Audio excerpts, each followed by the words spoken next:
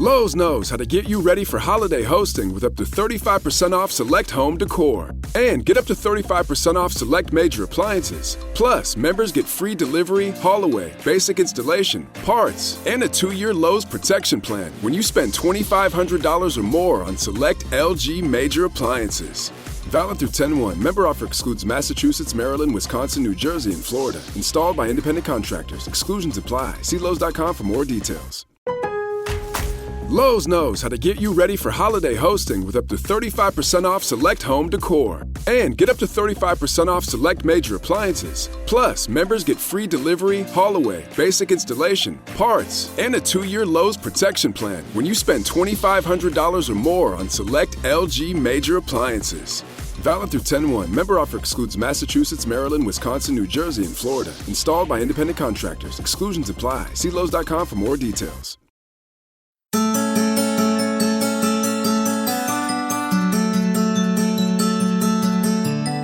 Hey y'all, welcome back to the Don't Mom Alone podcast. I'm your host, Heather McFadden, and this is the place where I get to walk alongside you and connect you with people and resources so you know that you don't mom alone. In this episode number 542, I'm welcoming to the show Amy Ford of Embrace Grace. And I also wanted to give you an earbud warning if you have little ones around you. We cover some adult content. Going through all of that really made me realize how much power that the church has. Like when I had found out I was pregnant, yes, I didn't really have a relationship with the Lord, but I was attending a church regularly. Why did I not feel like the church was a safe place to go to for prayer, wisdom, guidance, counsel, whatever that might be? Why was it the last place I went to? I went straight to the abortion clinic. I'm so honored that Amy would come on the podcast and share her testimony, her own journey of walking through unplanned pregnancy and how that led her to create the Embrace Grace ministry to allow God to move through the local church to love on families. And I also am so thrilled that it's something we can partner with, whether you bring Embrace Grace into your church or you pack a love box, which stick around to the end of the episode. I'm hoping to put something together for our Don't Mom Alone community. I also love that they've relaunched their podcast, Help Her Be Brave. And I just also want to say right here, if unplanned pregnancy was part of your story and maybe unlike Amy, you walked through an abortion, I have included in the show notes an episode I did a long, long time ago with my friend Stacey Reeves about her journey of restoration. And I just saw on Instagram a couple weeks ago, Hannah Kirkman sharing her own journey and sharing a Bible study she's worked through to heal and restore from that part of her story and offering even copies of it. So I'm going to put a link to that Bible study in the show notes. But I just want you to not feel alone in that. And I love all that Amy's doing and she's sharing with us. I hope that the Holy Spirit just touches your heart in a way that if this is something that God has for you, that you are prompted towards taking the next best step in that direction. So let's get right to it. Here we go. Amy, welcome to the Don't Mom Alone podcast. Hello. Thanks so much for having me on. We're just right across the city from each other, y'all. I'm in Dallas, Amy's in Fort Worth, and this has been a long time coming. I told Amy, I was like, I've heard about your ministry. I've heard about the amazing things you're doing for over a decade, I feel like. I don't know when you started. We're going to hear all that in a minute. And I've been like, we got to have Amy on. We got to have Amy on. Finally. Yes, it's happening. I'm so glad. Welcome, welcome, welcome. We are going to conquer and talk about a topic that can be super controversial, but I feel like what you're doing is not at all. You can't argue with loving people. You cannot argue with loving people. I mean, I guess some 100%. People could, but Well, there's that. But you have been supporting the women who are choosing life for their babies and walking alongside single moms and dads. And I'd love to hear how you got into even starting Embrace Grace, or what was your backstory and connection? Well, it's definitely tied to my own story. I had an unplanned pregnancy when I was 19. I grew up in church, had an amazing family, but I didn't really have a relationship with the Lord. I just went to church because they made me. And so when I found out I was pregnant, I was so scared and so terrified. And, the worst case scenarios pop in your head of like, I'm going to be homeless.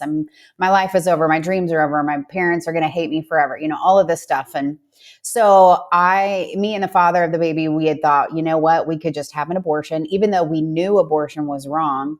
It felt like a real option. I was like, we could just deal with the consequences of a broken heart later. Like, I know there's going to be ramifications of it, but it seemed like it could be a quick fix, Yeah.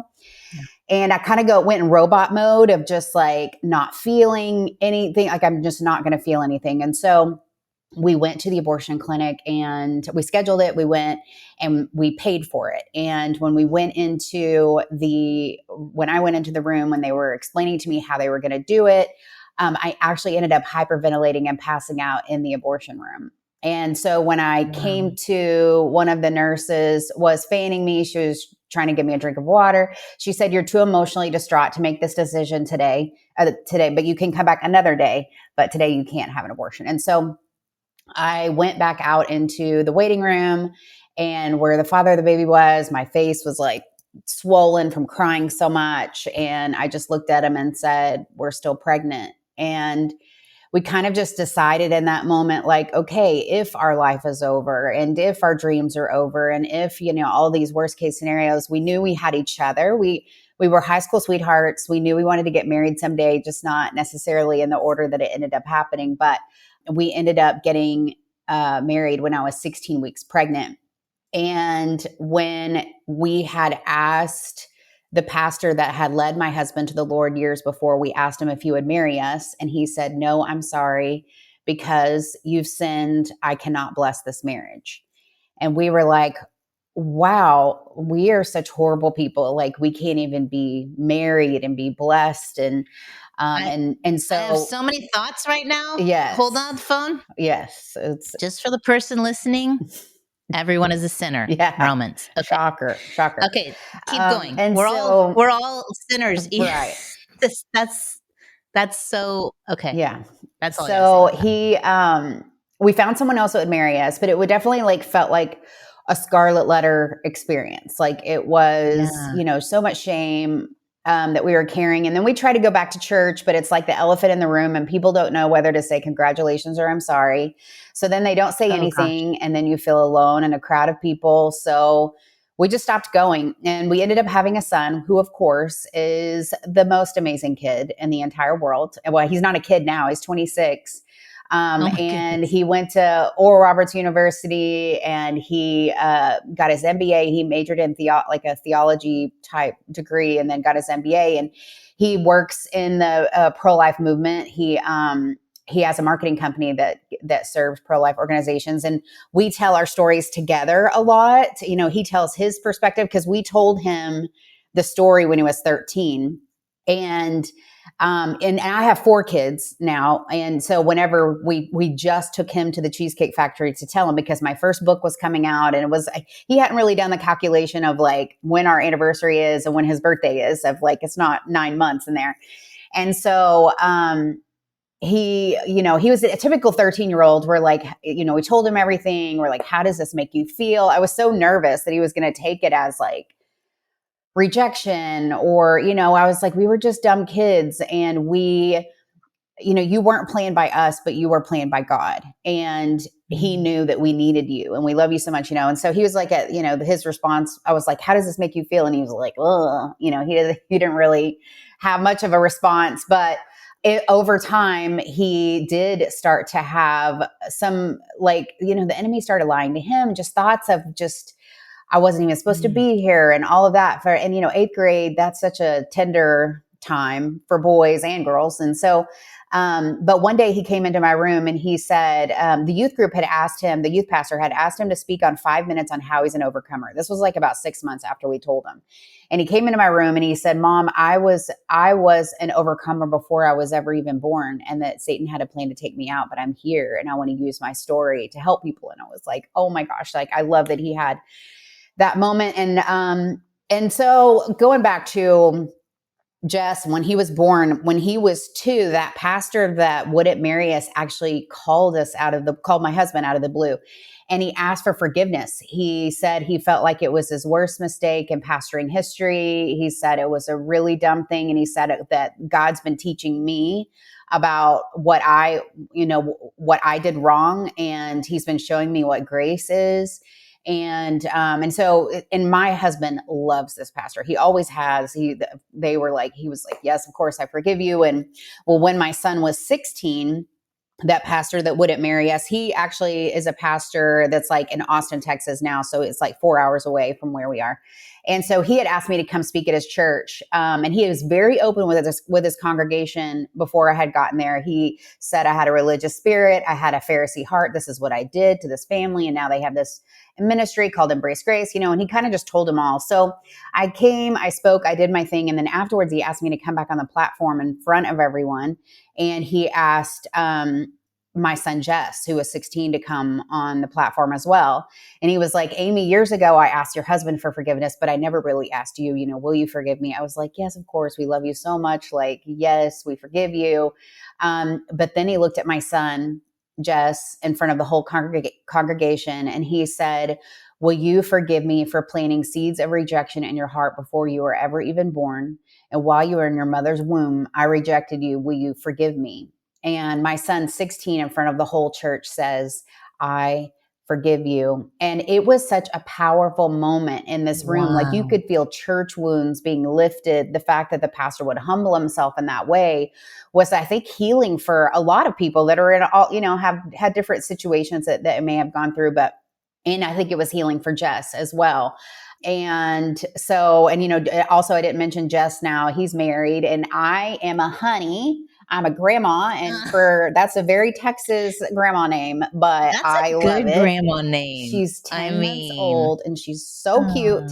And so, yeah, we just can't imagine our life without him. So going through all of that really made me realize like how much power that the church has. Like when I had found out I was pregnant, yes, I didn't really have a relationship with the Lord, but I was attending a church regularly. Why did I not feel like the church was a safe place to go to for prayer, wisdom, guidance, counsel, whatever that might be? Why was it the last place I went to? I went straight to the abortion clinic. And also, like, why didn't I know about pregnancy centers? There's pregnancy centers back then everywhere. They're now everywhere.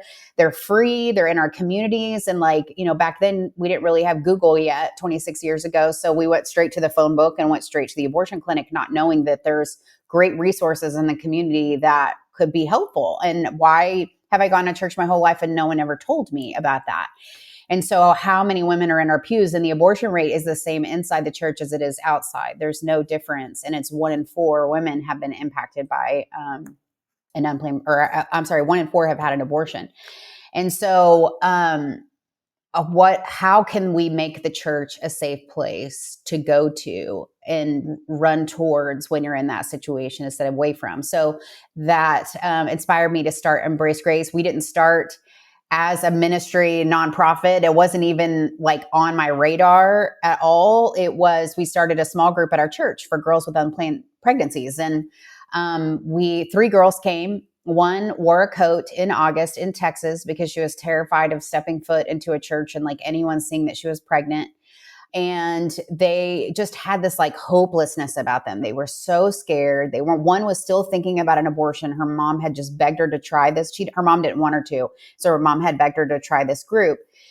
And it was amazing over 12 weeks to see how they had transformed. Like it was like they were empowered as women to be the moms that God created them to be. And they were more confident. They like smiled when you asked about the baby. Like it was like they had totally stepped into, okay, I'm doing this and I can do this, even though they still were nervous, what it was going to look like. So we did it again. 3 more girls came, then 8, then 14, then 21. And it just started growing and growing. And a baby shower is part of this experience as well. And then other churches started calling us saying, this is really cool. You show us, what are you teaching? And all of that. And we would send, Google documents. We're like, here, here's what we're teaching. And so that first group started in 2008. By 2012, we had gotten up to 10 churches. And we were like, oh, like maybe God wants us to help people and help the church be the church. And so we started the nonprofit Embrace Grace to equip churches all over the nation to walk alongside these moms. And we can't just vote a certain way and say, good luck. Like, we got to be in this with them and help them get back on their feet and help them feel confident and make sure that no single mom walks alone. So we're now in 1,200 churches, and we're in all 50 states where we have Embrace Grace support groups and churches. So moms can get connected. They get a baby shower. They meet other girls going through similar situations. They have amazing leaders that are walking with them. And it's awesome. Like I say, we have front row seats to miracles here at Embrace Grace. It's pretty amazing. I mean, I talk to people about occupying their God-given space.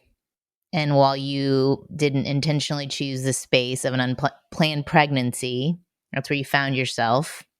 And I just love hearing how you've followed that to even the idea that just at our church, we had a small group. I mean, it doesn't have to be a big thing. It can grow. God can expand the boundaries as he wishes and as you can handle it. But y'all, if you're listening and anything has been a part of your story or is a part of your story and you're feeling that nudge, do not let the enemy tell you you're just a mom or you're just this or I don't have what it takes or blah, blah, blah, blah. That is keeping the miracles from happening. God will give you what you need to do this. And so sure. I love your story. I think that you are the ultimate Don't Mom Alone. We need to have a Don't Mom Alone event where we pack these love boxes. Yeah. Or something. I mean, you are truly doing the work of making sure moms are not alone. And I love that. I love that so much. And I get asked a lot if mine's for single moms. I'm like, well, it's for all the moms, but yeah, that makes sense that we think single moms are alone.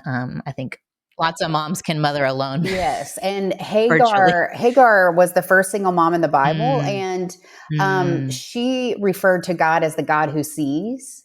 And then her son Ishmael was the first kid, from a single parent family in the Bible. And his name means God hears. And so I love that is your heart, is that you want to make sure that no mom walks alone. It definitely goes hand in hand with what we're doing as well. And that we want these girls to know that we see them and we love them and that we're in this with them.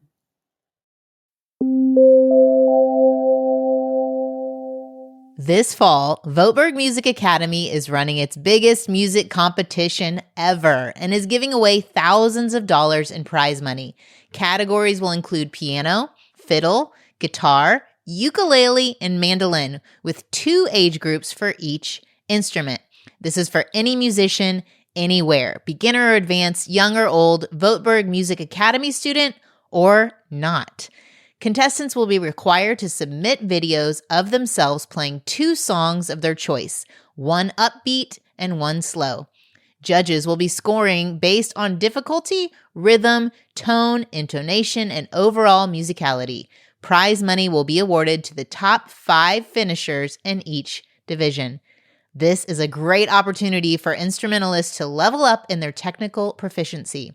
In the weeks leading up to the competition, all of the live coaching calls on VMA will be geared towards fine-tuning students' playing in preparation for the competition. Whether you or your children are beginners or seasoned musicians, this competition is for you. Go to votebergmusicacademy.com to learn more and sign up. If you're ready to get started with either piano, guitar, fiddle, or ukulele lessons at Voteberg Music Academy, use my code, all caps, DON'T Mom Alone at checkout and get 20% off each month you're enrolled. Weekly lessons, live coaching calls, monthly performance opportunities, 24/7 messaging with your instructor, access to the VMA community, and badges mailed to your home, and so much more is included with your membership. That is less than one in-person lesson. So go to votebergmusicacademy.com and get started. Let me tell you how to spell it. VOETBERG, musicacademy.com. Don't forget about my code, Don't Mom Alone, to get 20% off each month you're enrolled. And so, okay, a girl has an unplanned pregnancy, which, and I have 14 boys. Like, this is kind of the zone we're in. Mm-hmm. Like the zone of like, if this happened, who would be our people? Like, who would support us? Who would love us? Who would show up for us, even if the quote unquote worst thing happened, which it's a life. It's not the worst thing happened. Anyway, so I'm kind of in that zone. So this, let's imagine a mom's listening. She's in that zone. Maybe she has a friend, or it's her child, or it's her child's girlfriend. Pregnancy centers, you mentioned. Yes, they're amazing. And then how do they get connected with Embrace Grace if they're not already at a church? Okay, so yes, pregnancy centers, and there's a lot of people that don't know about a pregnancy center. I didn't know. Even what's so crazy is when we started Embrace Grace, we were a couple years into the actual nonprofit, and I never thought I'm starting a pro-life organization. Like, that wasn't even, like, if someone said I work at a pro-life organization, I would have assumed that meant picketing, because that's the only thing like the media shows, and it's always the weird one that you don't want the camera to go to. But like, I didn't have context. Like, I didn't know what a pregnancy center was. I didn't know anything. We just said we're starting a nonprofit to have these support groups. And so, and we've the last like several people we've hired, they are very pro-life. They love the Lord, all that, but they don't know what a pregnancy center is, and they've gone to church their whole life. So we've made it a part of even onboarding here at the organization. They got to go tour it and see it. Like, they're in your community. They're pretty much everywhere, and they give free pregnancy tests, free sonograms, everything's free. And they help empower you in the decision. They give you the truth about abortion, that is harmful, obviously it harms the baby, it kills the baby, but that it harms the mom too. Like, there's some emotional trauma that can happen after an abortion. And so just helping them like see the bigger picture, plus just finding out like what are they worried about right now? Like, is it that they're in a scary relationship where the guy is, an abuser or something, or maybe it's that they need a car, or maybe it's that their job, they're not going to have paid time off and they're not going to be able to afford, having the baby. There's all these different circumstances that can happen, but they try to get to the root of it and see how they can help in that situation so that they don't make the decision just based on a temporary circumstance or situation that they're in right now. So they're amazing. And I donate to my pregnancy center in my community. Like, they're amazing.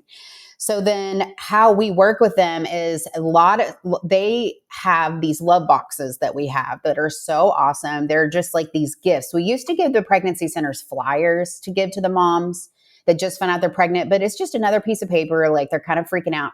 So then we came up with this love box, and it's this box that has inside, it has a baby onesie that says best gift ever on it. It's got a book, my book, that has just 20 stories of girls that chose life. It's not preachy. It's just stories, and you can't argue with stories. It's date rape, preachers, kids, girls on drugs, girls that place a baby for adoption. Very powerful stories of how God was there with them through it all, and that God came through for them. And so then it's got a handwritten letter. People handwrite letters all over the nation to put in these boxes.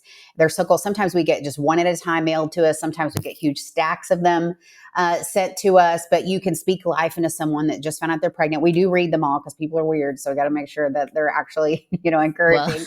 Well, okay.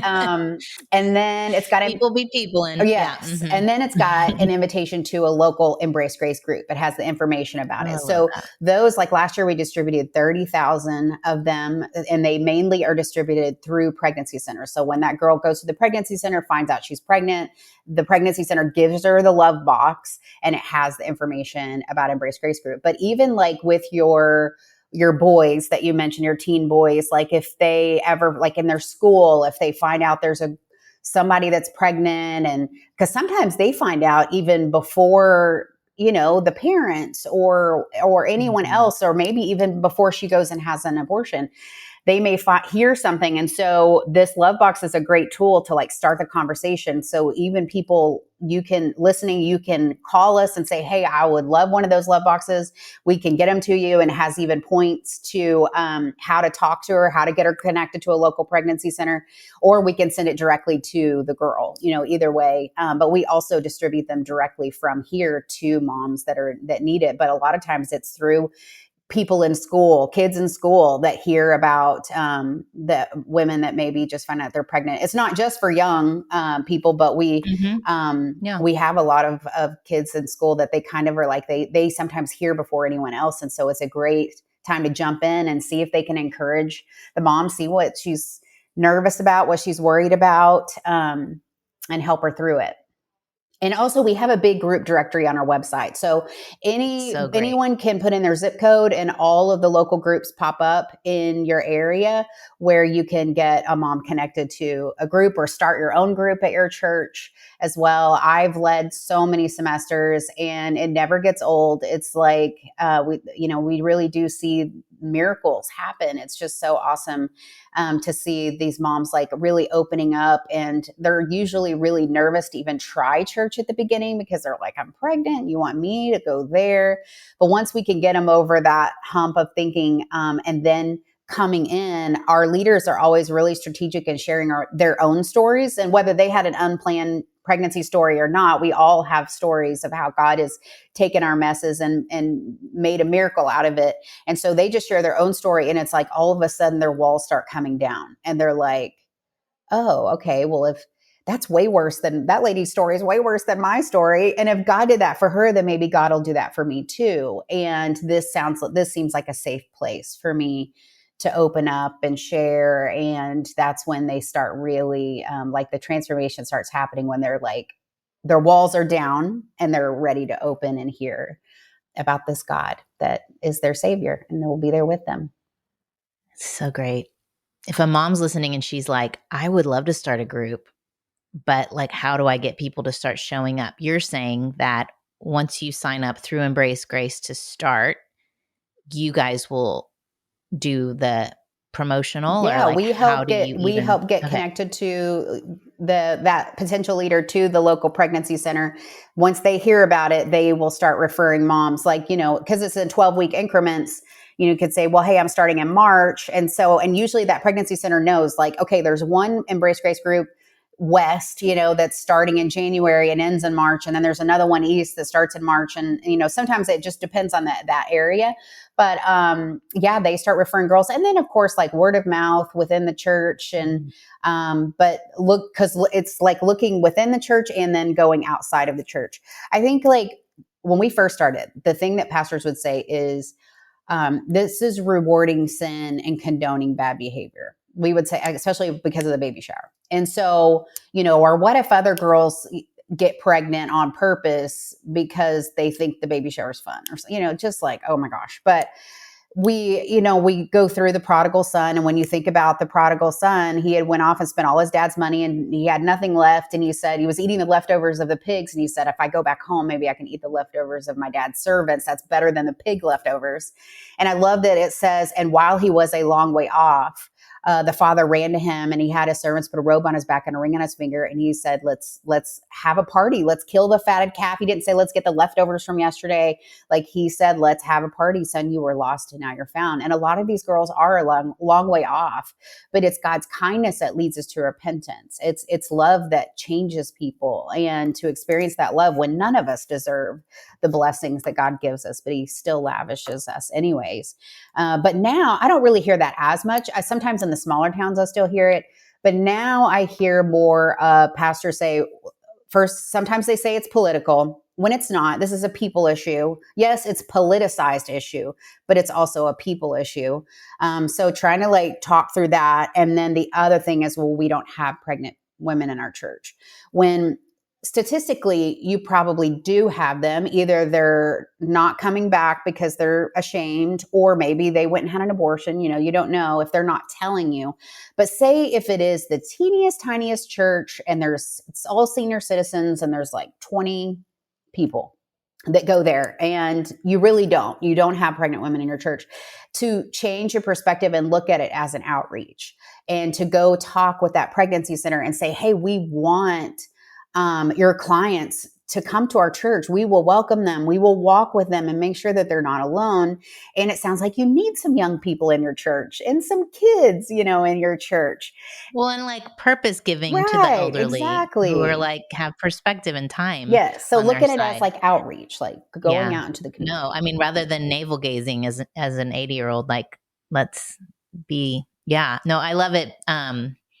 Right before this will go live, we just had Dr. Kurt Thompson on to talk about shame being disrupted in community. And it's like with an unplanned pregnancy, there's so many layers of shame. And especially if you do choose abortion, like it's just so isolating. Yes. And that is not what we want. So I love that this is coming alongside not just those who are in the church loving, but also the other women. Mm-hmm. Talk to me about the relationships that you've seen amongst the women who are coming to the groups. Yeah, it's so beautiful to see how the connection. I remember one time this new leader started a group, and she said that she needed a co-leader. She needed someone to lead with her. And this really, really older woman came up to her. She said she was really old. She had a walker, and she said, I want to lead with you. And she said, initially I'm thinking, I don't know, this lady's kind of, maybe she's going to have a hard time connecting with the girls because she's so old. But then she prayed about it, and the Lord was like, no, she's going to lead. So she said, okay. So she led. Well, the first girl that had her baby in their group named her baby after that older leader. Oh my gosh, I've had so many goosebumps this whole episode. They had such a sweet bond. And I guess this girl never had a grandma. They had such a sweet bond. Like God can use anyone, and there was another one, even, whether you're old or young, there was another leader that one time she was babysitting an Embrace Grace mom's baby, and the mom had Ubered to her house, dropped the baby off, and then Ubered to work. And so the leader's daughter was there. She's 9 years old. And she was like, Mom, why does that mom not have a car? Why is she in someone else's car? And she said, well, she's trying to go to work. And so we're babysitting and helping today. So she's trying to save her money to get a car. And she said, well, why can't we just buy her a car? And the leader was like, well, we can't afford to do that. And she said, well, the little girl said, well, what if I sold cupcakes? Maybe we could buy her a car. And the mom was like, well, you can try if you want. And so this little 9-year-old started going around to the church saying, I'm selling cupcakes and it's for a single mama car. And when people would hear about it, they were like, I'll take a dozen. Here's $500. This is amazing. And just in a few months, this little girl had raised enough money to buy this single mama car. And there's a video of it. She had done it in the church parking lot. A lot of people came because they wanted to see it happen.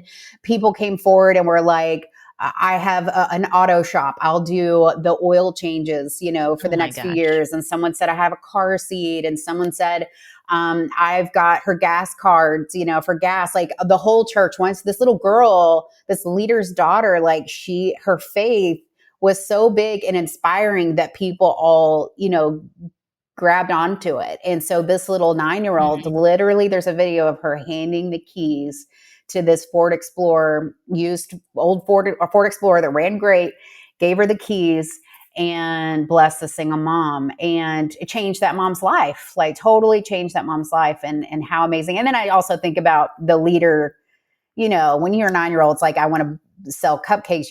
That mom had to probably do a lot of work, as well. And how great that she allowed her daughter to be brave and try that. And that even at 9 years old, she changed this mom's life. And so it doesn't matter how old we are, until we get to heaven, God can use us here on earth in some way.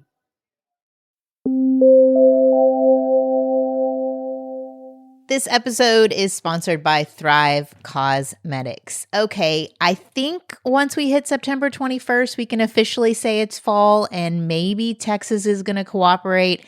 I've already brought out my fall candles. I bought a pumpkin.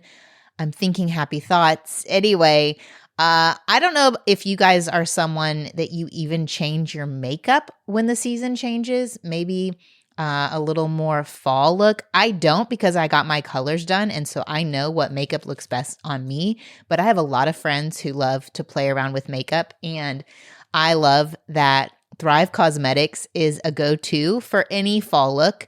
Not only does it hit the mark on being clean, it's 100% vegan, cruelty-free, with clean, skin-loving ingredients. They also give back. For every product purchase, Thrive Cosmetics donates products and funds to help communities thrive. I love that they have given over $150 million in product and cash donations to 600 plus giving partners. So your purchase makes real impact. And I love that we can be beautiful and give with a purpose. Now, part of that fall look, maybe you like to play around with your eyeshadow. I don't know.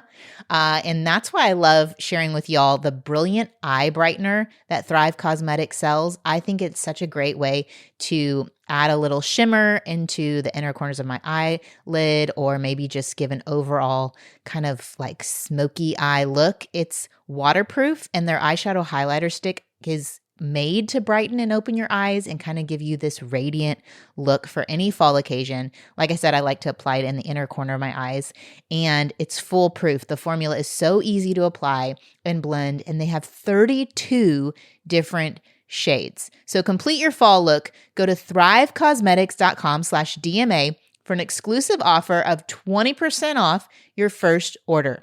That's Thrive Cosmetics, CAUSE, like cause, METICS.com/DMA. This episode is sponsored by Branch Basics, and I'll tell you what, getting these products has transformed my cleaning process.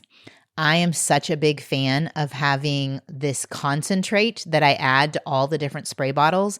And I even have another set of spray bottles that I keep in each of the boys' bathrooms. So if needed, they can clean up what they need to clean up. And I have peace of mind, because in the US, cleaning brands are not required to list all their ingredients. And so a lot of them contain things that are linked to hormone disruption and skin irritation and respiratory issues.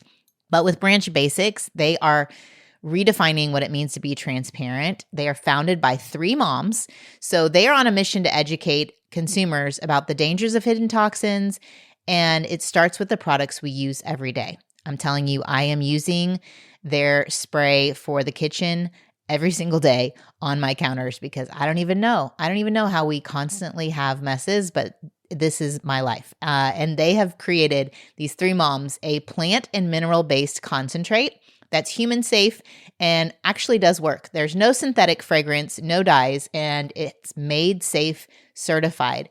When you get a starter kit, it gives you everything you need to mix up the all-purpose spray. That's the one I use in the kitchen, laundry detergent, a bathroom cleaner, and so much more. I even made a glass cleaner. I cleaned all my windows the other day.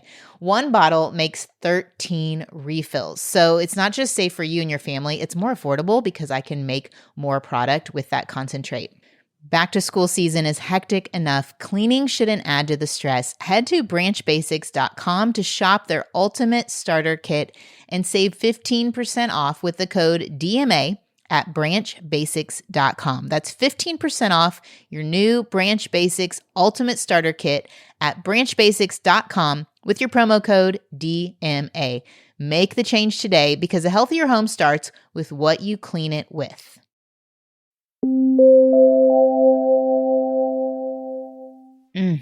So inspiring. I mean, it makes my heart swell for like humanity. Like, oh, there are good people. Yes. And I'm thinking about back to your story when you were like, our lives are over, right? Like in the short term, the news can feel so devastating. And like, how are we going to ever have a life that we thought we were going to have with a family now kind of disrupting that? And it's what I hear you saying is, if others come alongside, life isn't over, and that support buoys not only her to live, but to be the mom she wants to be.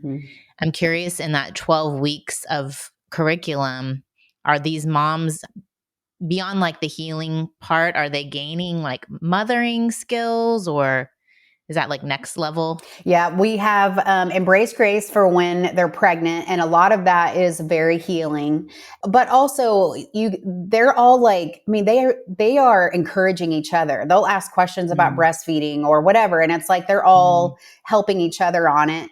But then also we've had like lactation consultants within the church that were like came in and would like to talk. But we have a second program called Embrace Life, and so some churches just have Embrace Grace, some have Embrace Life as well. Embrace Grace is when they're pregnant. Embrace Life is after you have the baby. You know, life kind of slaps you in the face a little bit when you have the baby. It's hard, especially no matter as what a the single mom. circumstances. Right. Yeah. And so Embrace Life gets more into the practical. So we have like dating, like when is it appropriate to introduce your child to a boyfriend, or financial stewardship and time management, dreams and dreams. Like just because you're a single mom doesn't mean you can't dream. Like they get so much in survival mode when like what are ways we can dream and work towards that dream.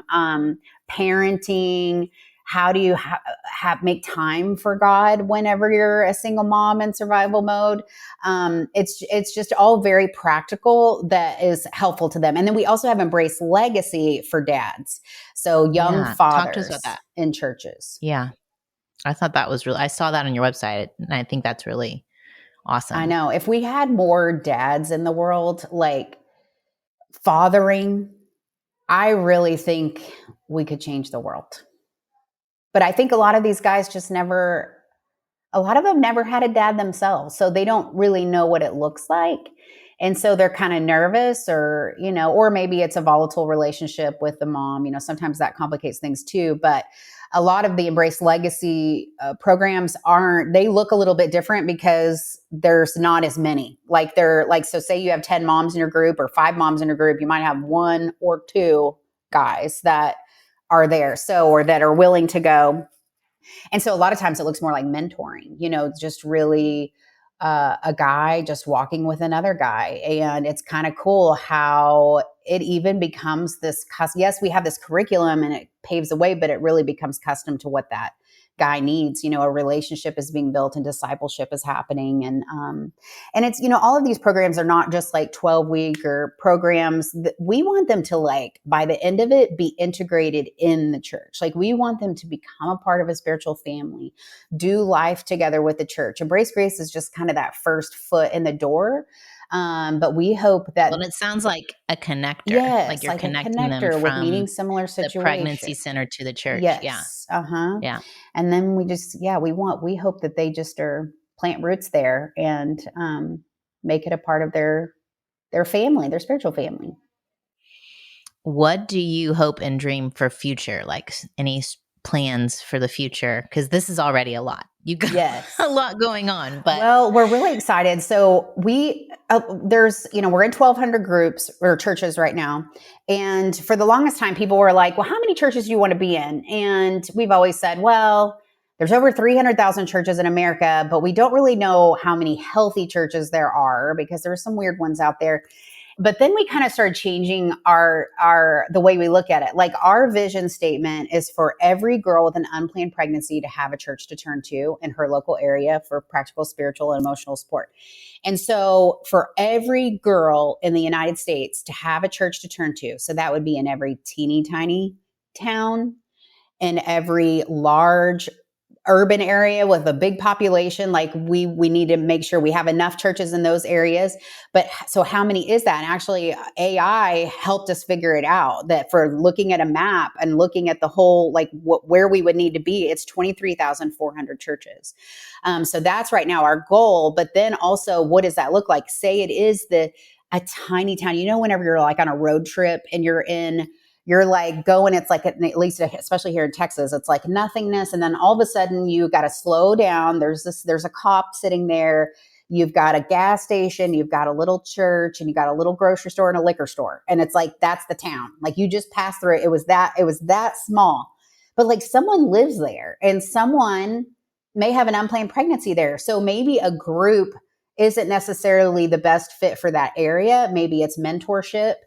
So we're launching mentorship programs for churches that if they could have do mentorship or the groups. And then we also are looking at having church buddies. So like that you would have someone at the church, like when you don't like to walk into a church and sit by yourself, you don't know where to go, what to do. So having someone to connect to even know what is offered in that church, like what kind of groups they have, or maybe they have a worship night, or when they have childcare, or whatever it might be, that you have someone that knows what's going on at the church, will sit with you, will help you know what's going on, and to know what kind of support that church offers. So we're launching a church buddy program as well this year. So we're just like we're going to get there. We have a 25-year vision where by the year 2050 we're going to have accomplished our vision, that every girl with an unplanned pregnancy has a church to turn to. I pray that it's before 25 years, but that's the plan we're laying out right now and working on the infrastructure of how to get there so that actually no mom walks alone. So great. And I'm thinking like in that process, whether you partner with the church or not, you're going to do a lot of educating of pastors on that posture so that the church culture communicates welcome. Yes. That the language of the church is grace. And so I'm imagining, like, I'm thinking of that original pastor that I got really mad at. He's great, by the way. Who asked for forgiveness. Yes, I'm sorry, I need to ask for forgiveness, pastor. I jumped too quickly. But like even a conversation with him that you could share with pastors of like, sometimes pastors won't listen. Yeah, that's true. Sorry. They want to hear other pastors. They want to hear it from other pastors. Like, this is my journey and this is where I made a mistake. And anyway, yeah, I'd be curious about, it seems like you're also in an education field. Like you're driving a culture forward because we can't say one thing that we are wanting people to choose life, but then provide no support and no love and no care, but all shame and condemnation. Like, you're speaking out both sides of your mouth. Right. I know. And it's still, I saw just this year, a girl, it looked like a small town, but it was the recording of a church service. But this young girl stood at the front of the church and voice shaking. She looked about 17 or 18 and confessed her unplanned pregnancy to the church and asked for forgiveness. And it's like, why is it that sin? Why is that sin the one that we're going to do that? Or, where's the guy in the situation? Why don't you have the guy up there? Why is it just the girl? And meanwhile, the girls will just go have abortions. Like, who wants to do that? And why are we doing that? And it still happens. It still happens. Yeah. It breaks my heart. It breaks my heart. It's not okay. It starts with us. And okay, for everyone listening, if you felt prompted and you want to start a group, reach out to Embrace Grace. We'll put all the links in the show notes. Yes, we would love to help you. We want to work. We want to get to that goal. Yeah, let's do it. Before 2050. 23,400. 23,400 churches. Yes. I love it. Anything else that they could do?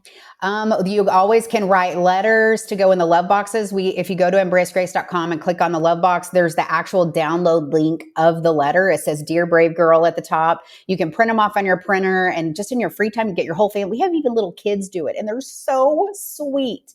And mail them in and we'll get those into the love boxes. We grow by people telling people. So just spread the word. Maybe you're not the one to lead a group, but you might be the activator to get one going at your church by talking to people or talking with the pastor. But all our information lives in embracegrace.com.